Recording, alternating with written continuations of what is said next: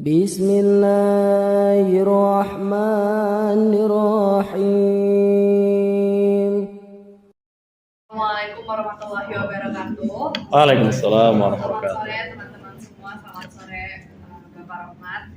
Perkenalkan, kita dari Home Group 2 dan kita merupakan anggota dari Fokus Group 4 dan juga 3. Perkenalkan, nama saya Alzena Ajifa.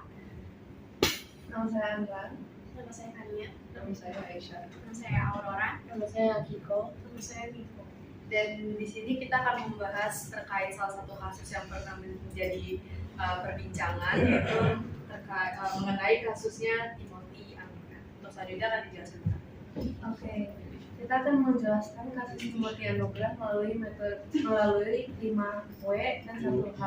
Nah, pertama, dalam pertanyaan what, apa yang sebenarnya terjadi dan menjadi fokus pembahasan kita adalah kasus Timothy Anugrah yang berupa mahasiswa yang telah lompat dari salah satu gedung di universitasnya, dan terdapat spekulasi bahwa ada perundungan yang diduga dialaminya.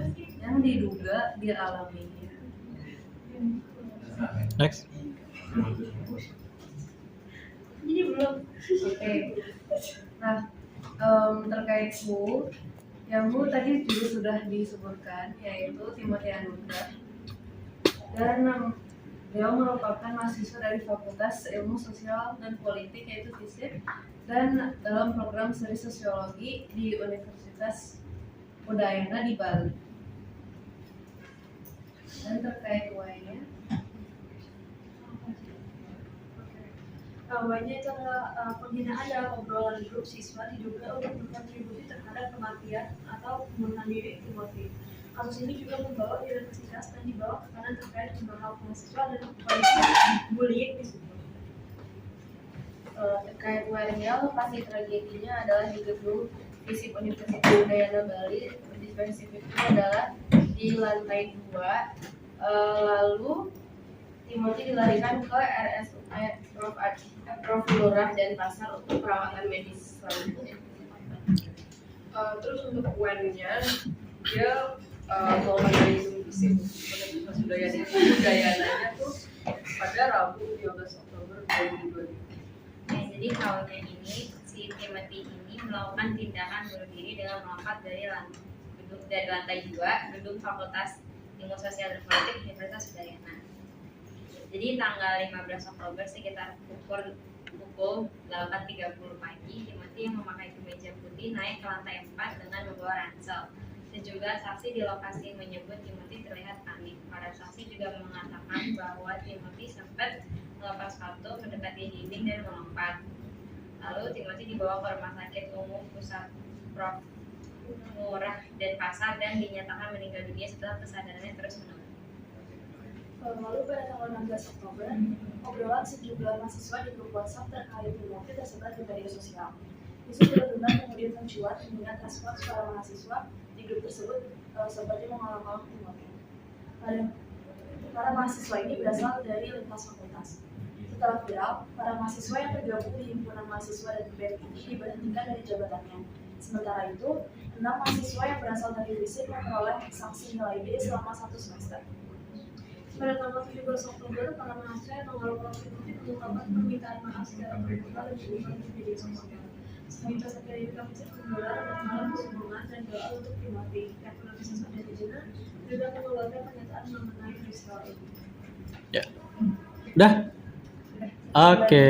Terima kasih. Oke. Applause untuk home group 2. Lanjut. Home group 1 dulu ya, 3 terakhir. Oke, silakan yuk. 1 yuk.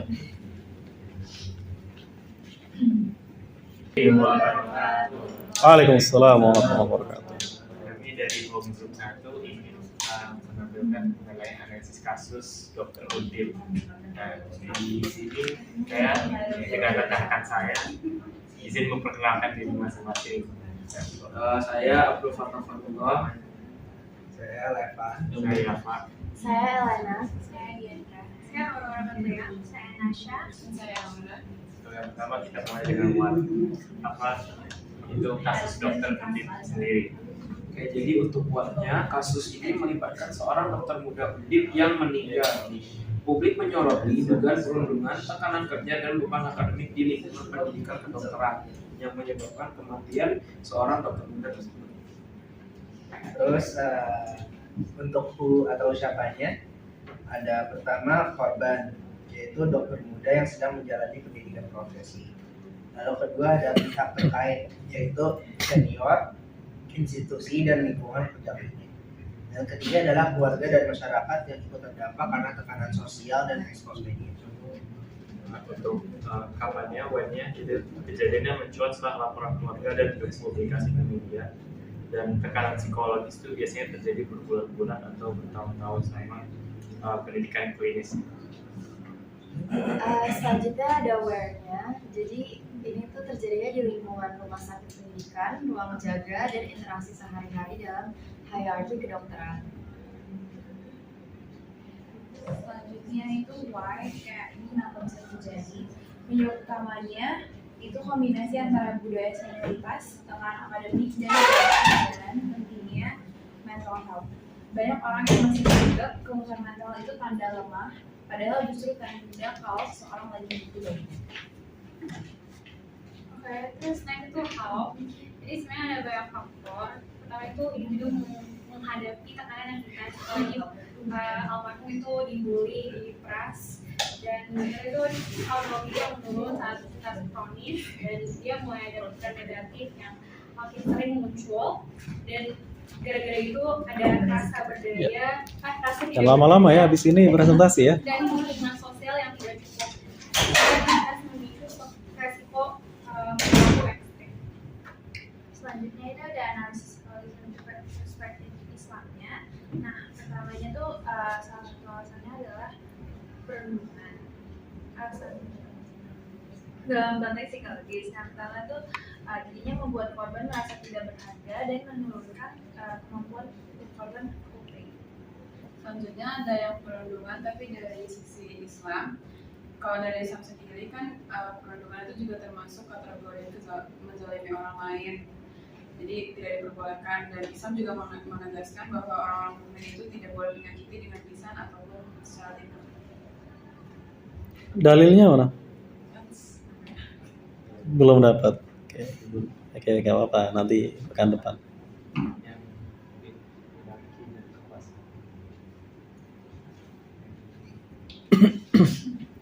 Hierarki dan kekuasaan. Jadi dari sisi psikologis, timpangan kekuasaan memicu fear-based learning, dan korban tidak berani melapor karena takut konsekuensi.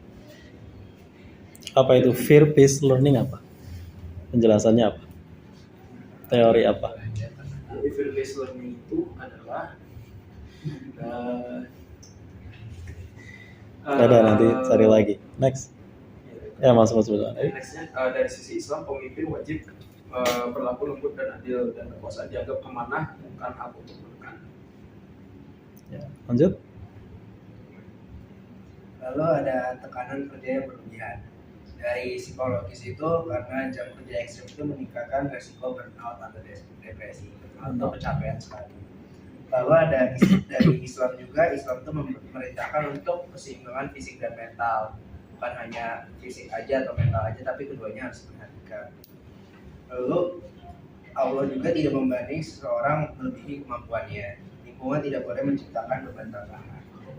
Berikutnya itu dimiliki itu secara psikologis saksinya tuh minim banget ya, speak up dan memperkuat banyak sedikit yang speak up sehingga Tapi udah selesai. memperkuat budaya toksik di lingkungannya. Kalau secara Islamnya dia terhadap perilaku kezaliman gitu, kayak termasuk menyetujui perilaku. Jadi perilaku itu karena kita diam aja itu kan sama aja dengan mendukung. Itu amar ma'ruf nahi munkar, menuntut perang. Oke, selanjutnya ada penjagaan jiwa. Jadi kalau di sisi psikologis, sistem Oke. Kenapa nggak jadi? Lah itu lagi dibaca. Kenapa nggak jadi? Baca aja udah. Selesaikan. Baca. Sebenarnya kita ada versi barunya Pak, tapi ini versi lamanya termasuk belum update. Oke. Udah berarti udah selesai. Oh, tadi yang udah ke restore ya. Oke, tutup. Oke, sekian dari kami. Mohon maaf apabila ada kekurangan. Terima kasih. Wassalamualaikum warahmatullahi wabarakatuh. Waalaikumsalam warahmatullahi wabarakatuh. Ya, aplaus untuk Home Group 1.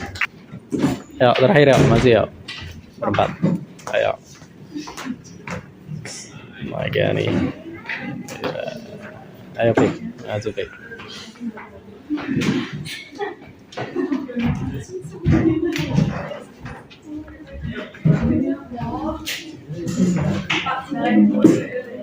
Ya.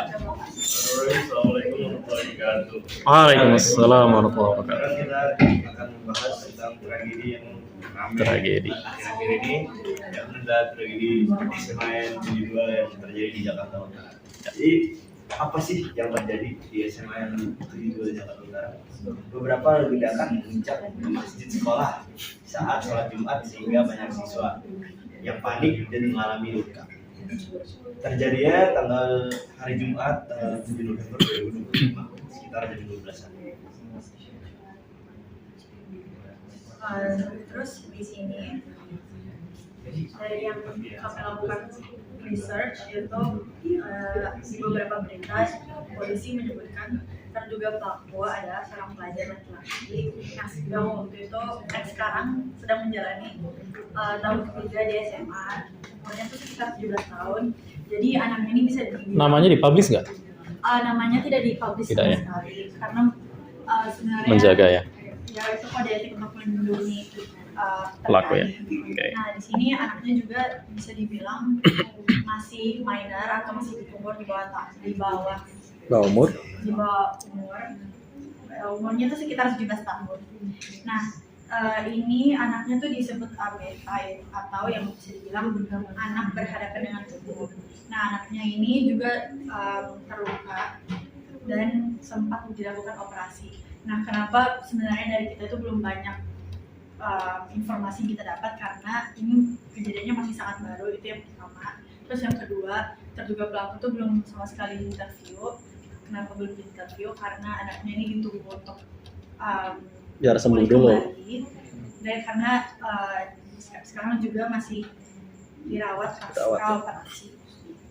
Nah, identitas lebih lanjut dan keterlibatan orang lain itu masih diselidiki.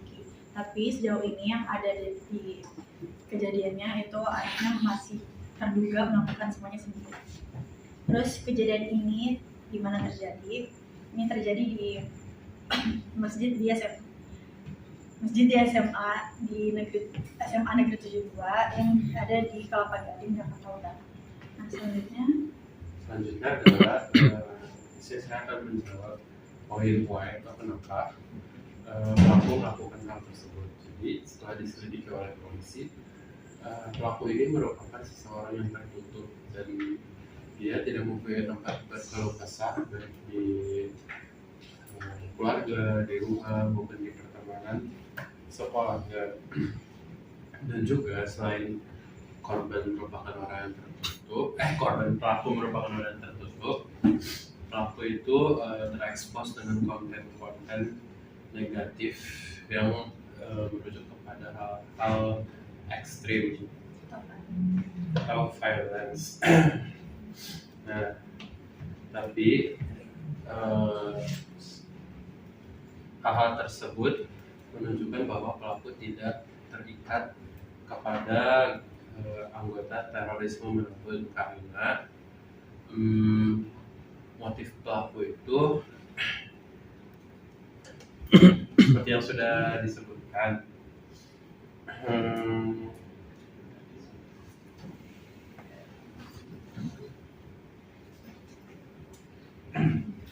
kenapa tidak termasuk ke dalam aksi terorisme karena melakukan hal tersebut secara mandiri. Selanjutnya akan dijelaskan oleh rekan saya. Tidak ya. Yang terakhir itu tentang bagaimana polisi menemukan beberapa perangkat atau alat peledak rakitan di lokasi, dan warga lokal menyebutkan bahwa pelaku menaruh beberapa bom rakitan, sekitar 7 alat, 4 yang meledak menurut polisi setempat. Ledakan terutama berasal dari area sekitar speaker masjid. Senjata mainan atau toy gun atau dummy juga ditemukan oleh petugas yang dipakai untuk dan dihiasi tulisan atau atribut yang mengarah ke simbol-simbol ekstremis kulit putih. Menurut keterangan awal polisi, penyelidikan motif inspirasional ini masih berlangsung. Di rekaman CCTV, pelaku ditunjukkan masuk ke dalam sekolah, terus lepasin seragamnya sebelum masuk ke masjid, dan dia membawa tas merah yang membawa senjata mainan tersebut sebelum ledakan terjadi. Jadi dikaitkan dengan ayat satu Islam ya, yang kita dilarang berurusan menyakiti orang lain dan kita membuat korban trauma. Udah ada ayatnya, ayat Al-Isra surat 17 ayat 33 yang menyebutkan, intinya menegaskan bahwa nyawa manusia adalah sesuatu yang Allah lindungi dan tanpa sebab syar'i adalah dilarang. Selain Quran surat Al-Isra ayat 33, Quran surat Al-Ahzab ayat 58 juga menjadi salah satu dalil yang menunjukkan bahwa kita tidak boleh merugikan atau menyakiti orang lain, karena selain mendapatkan luka fisik, korban juga bisa mendapatkan luka mental seperti trauma, ketakutan, kerugian psikologis dan sosial. Di Quran surat Al-Ahzab ayat 58 ini menegaskan bahwa menyakiti orang beriman tanpa kesalahan adalah dosa yang nyata. Nah, selanjutnya ada juga disebutkan di An-Nisa ayat 93 bahwa dari sisi moral atau spiritual, pelaku yang terindikasi ini bukan hanya melanggar hukum, tapi juga melanggar nilai-nilai agama, yaitu apa saja. Yang pertama ada hak hidup, terus keamanan dan juga kehormatan atas orang lain. Nah, di surah Al-Quran ini, di ayat An-Nisa menunjukkan bahwa akan ada beratnya hukuman bagi orang-orang yang sengaja menghilangkan ataupun bermaksud untuk menghilangkan nyawa yang dilindungi itu. Maksudnya, yang terakhir juga disebutkan dalam surat Al-Baqarah bahwa Islam itu menekankan pentingnya untuk tidak membebani orang lain dengan kerugian besar tanpa sebab. Kejadian ini membuat trauma yang muncul semakin dari bagian yang kerusakan yang lebih luas, bukan hanya secara fisik. Ini juga membuat kerugian berat kepada orang lain yang tercela maupun yang tidak tercela secara fisik atau secara mental.